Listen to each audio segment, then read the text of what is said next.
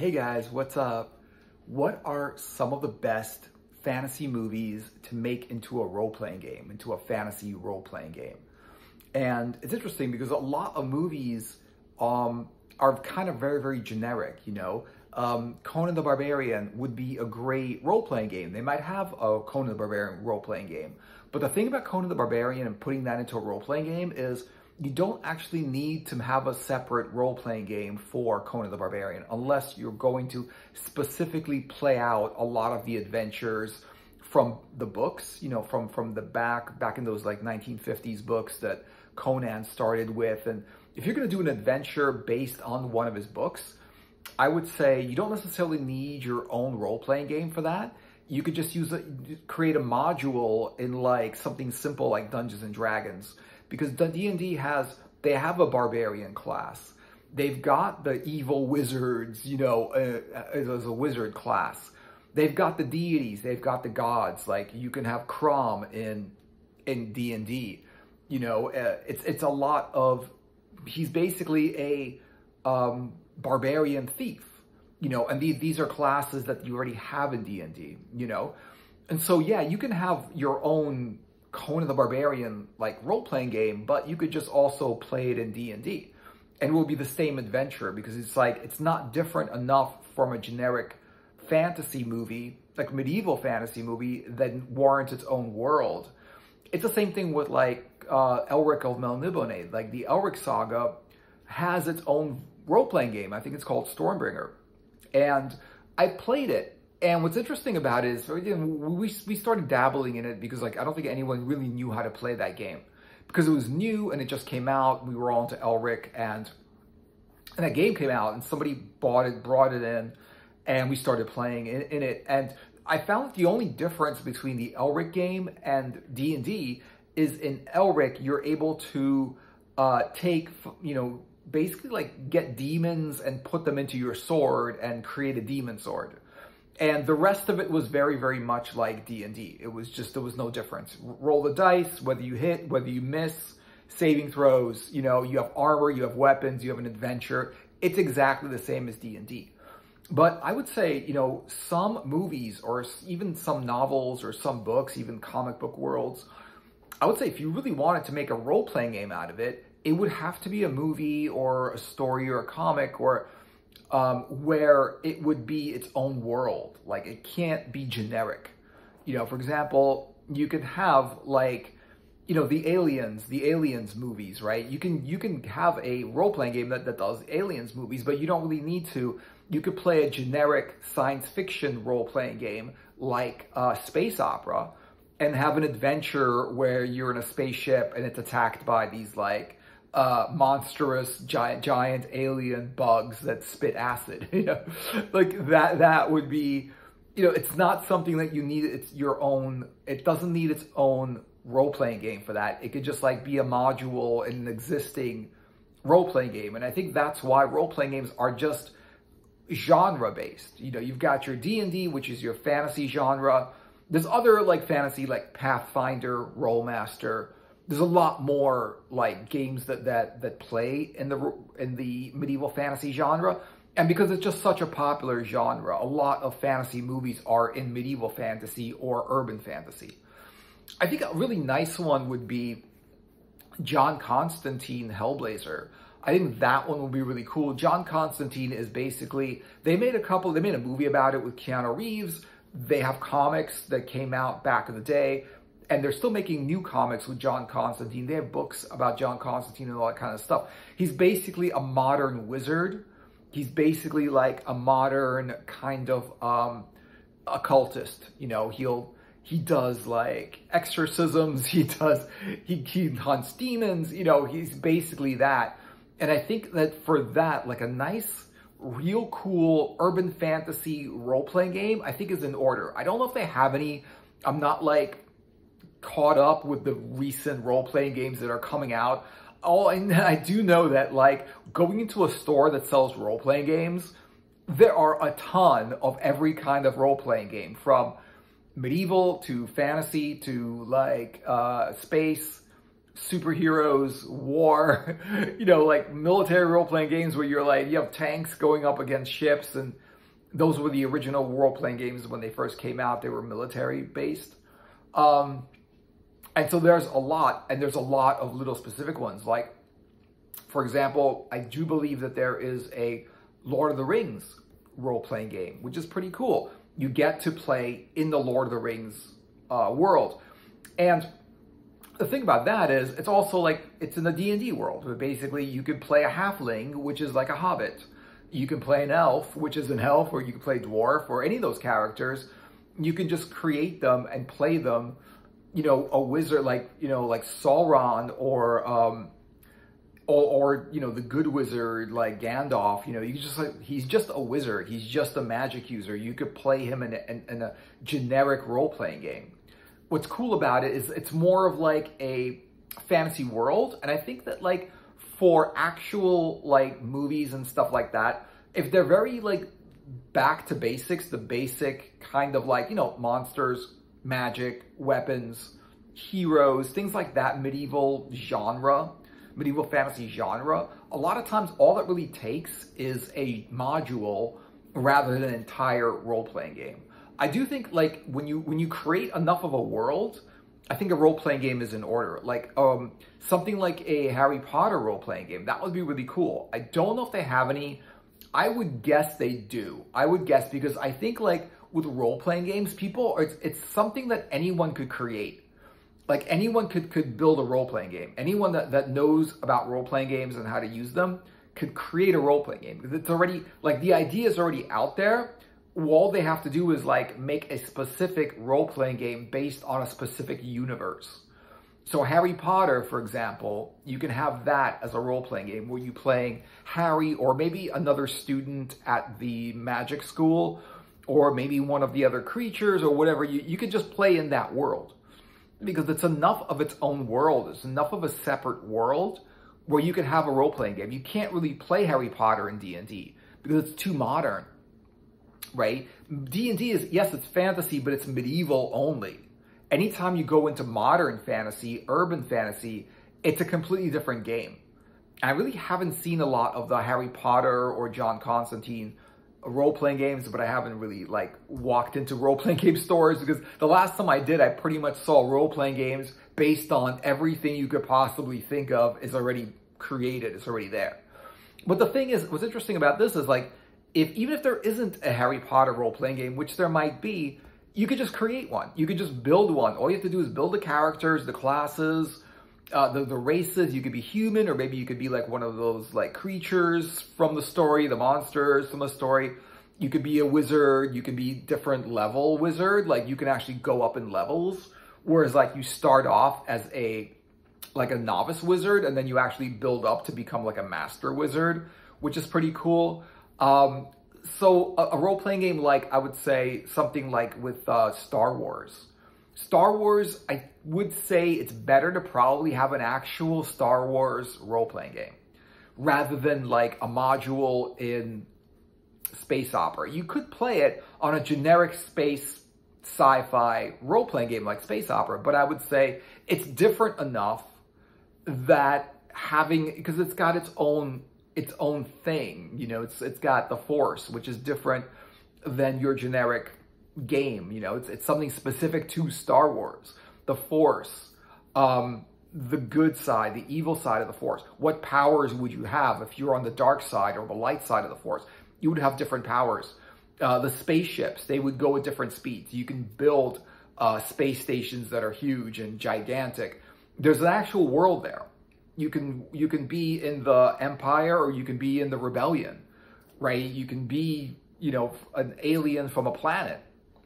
You can be like a, you know, like a smuggler or whatever, you know, any of those creatures. There's enough different creatures that you can be one of those. Like anything from the cantina in the first movie, you could be one of those creatures. So you can have like different races, different everything, different, you can kind of study the Force, or you could just like be more of a, you know, good with a laser gun, or you could be good with a lightsaber or something like that. And it's just enough of a world to make that interesting and to make it like, oh, let's pretend that we're in Star Wars and let's play the Star Wars game. Something like that would be really, really cool. And it would be more difficult to do in a space opera kind of thing. If you go to something like Game of Thrones, the thing about Game of Thrones is you can have the Game of Thrones universe in there, but there's nothing really different about the Game of Thrones universe that's not in your classic, fantasy, medieval fantasy universe. There's dragons, there's the Mother of Dragons, which is like a regular fantasy character. There's monsters, and there's like, there's knights and whatever, there's swords and there's sorcery and there's magic and all kinds of stuff. But the thing is that like, there's not really enough action in that series that, you don't really need its own world. It can pretty much just be a module in D&D where it's not that much different. It's very, very based on your classic fantasy adventure. But I would say one of the best ones, like something with a real big universe, would be like Dune. I would say Dune would need its own dedicated role-playing game. Just because it's so much different than any other story. Even like Star Wars, you could still play that on a generic sci-fi role-playing game platform. You could still play it. I mean, it would be better if it's its own thing, where it's like the Force and you can go up in rank and, become more powerful, know the Force more and whatever it is. And it's like those things, and like something like Dune, it would have to have its own universe because everything is different in Dune. Dune is not like any other sci-fi movie. It's very, very original.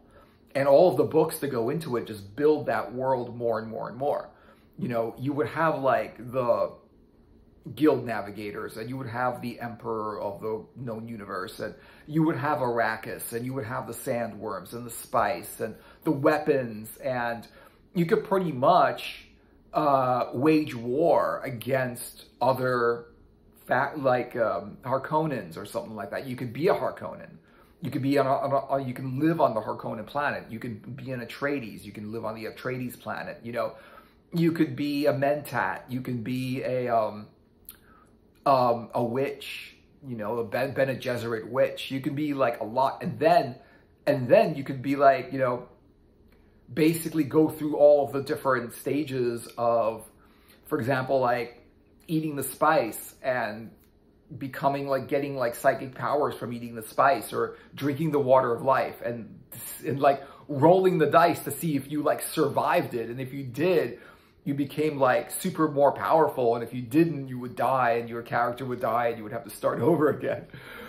Something like that, or that's just part of the universe, like being tested with the box of pain. Like if you could put your hand in the box of pain, you would pretty much like roll the dice to see if you actually pulled your hand out or not, right?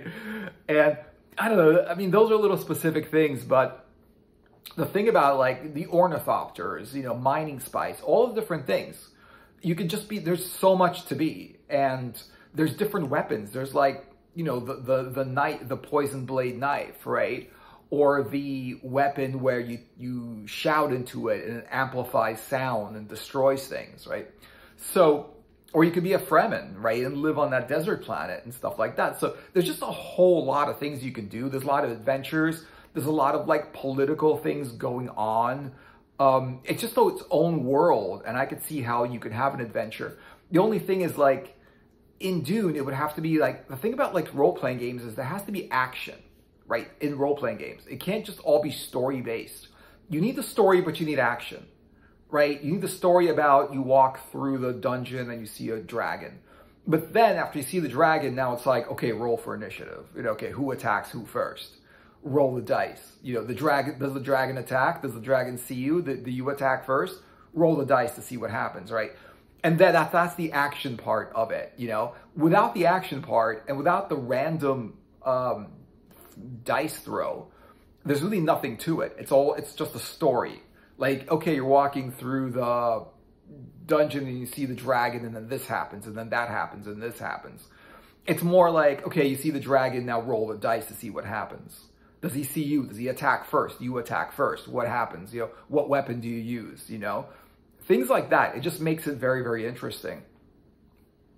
I would say like, and there's like the modern ones, and I really do think that like, I think that the modern, I keep thinking about like it being like a um like urban fantasy, like a modern fantasy, like Stranger Things would be cool as a role-playing game. But the problem with Stranger Things is that, well, actually, like it would be fine because like you would have different powers. You could be like 11, right, with certain powers.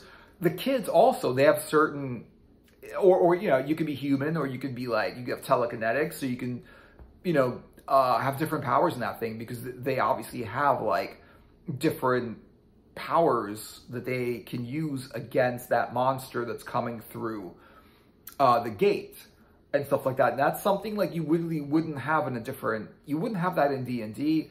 You really wouldn't have that in space opera.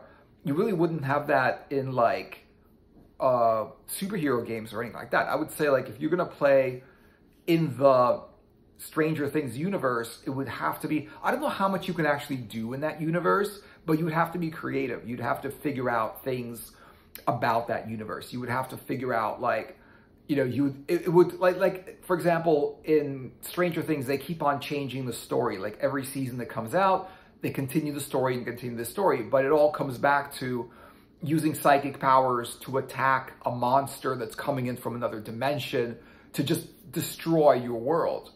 And in the last season of Stranger Things, it was about attacking this monster who was a little bit like Nightmare on Elm Street, right? He was a little bit like Freddy, where he would go into people's dreams and kill them in their dreams or in their fantasies. Like they would start imagining this world or whatever. He would go into people's fantasies, into their dreams, and he would just like kill them. Going up against monsters like that with psionic powers, right? Or even like maybe you don't have psionic powers, but you have other things that, other skills that you can do, other things that you can do. But I would say like the fun part of Stranger Things is to actually have characters with psionic powers that can go up against demons that come through other dimensions to destroy your dimension or take over your dimension, or, you know, or other kinds of monsters or whatever the enemy is. That's kind of what it's about. Like the actual fight in that series is 11 against those monsters, right? There's other things you can do against those monsters. You can shoot guns at them. You can do other kinds of things. But basically, it's up to 11 to use her psionic powers to destroy these monsters and things like that. So, you know, you could do a role-playing game, but it's more, I would say you really couldn't, like, for example, with a lot of movies, you can only, like, do an adventure of that movie, right? An adventure of that movie, and not necessarily its own world. Like, with Dune, you can have lots of different adventures. But with, like, you know, like, it really depends on someone's creativity, on their imagination. With Stranger Things, you would have, like, adventures, but they would all come back down to, can you defeat this monster that's coming from another dimension into your dimension? You know, it'd also be cool to actually go into the Upside Down, which is the monster's dimension, and where, like, the laws of physics are different and things are different, and, you know, and you would, like, actually hunt the monster down and stuff like that. And what's interesting in Stranger Things, and talking about, like, role-playing games in Stranger Things, is that, like, in the series, the kids are playing Dungeons and Dragons, which is interesting because, like, it's sort of, like, implying that this is the 80s and the kids are playing Dungeons and Dragons, and now everything just gets a little bit real. You know, like, their D&D adventure becomes real with the Demogorgon, which is what they called the monster, which is actually a monster from D&D, is coming in to really get them. And now they have to actually, you know, use whatever abilities and powers they have to actually destroy this monster before it destroys them, right? It's such a cool idea where, like, it's basically these kids playing D&D, and all of a sudden D&D just becomes real, and the monster just attacks them and stuff like that. So it's kind of interesting, but, you know, I don't know how much you would be able to do. I don't know, like, how long you would actually play in that universe. I could see Star Wars, a role-playing game based on Star Wars, that you could pretty much have adventures. Like, you can create planets, you can create aliens, you can create, like, all kinds of scenarios because the world is so big and it's been growing since 1977 when the first movie came out, right? This thing's been growing for like over 40 years of content where people are just adding content and adding content. They're creating, you know, movies, comic books, novels, video games based on Star Wars, right? And it's different enough that you would want to play that in its own thing, not like in a generic thing, right? With a lot of like with Conan the Barbarian, it's like you could just play that on a generic game. You know, just creating a barbarian class, which they already did, is kind of enough to you know, to just play in that game, you know. But with some universes and some movies, you would have to create your own, either your own module to play inside a generic game, or create its own, you know, role-playing game just based on that world. And the question is though, like, you know, how many adventures can you really have in that world? And if it's a movie with a lot, or a story or novel or comic with a big world, a big universe, and you can have a lot of adventures in it, then you can create your own role-playing game and it'll be fun to play in that world. So yeah, so let me know, guys, like, what do you think is a good movie to create into a role-playing game? Let me know in the comments. Thanks for watching. I hope you enjoyed the video. Click a like and a subscribe and turn on notifications so you know when I'm making a video and you'll be notified. And thanks again for watching, and I'll see you guys later. Take care.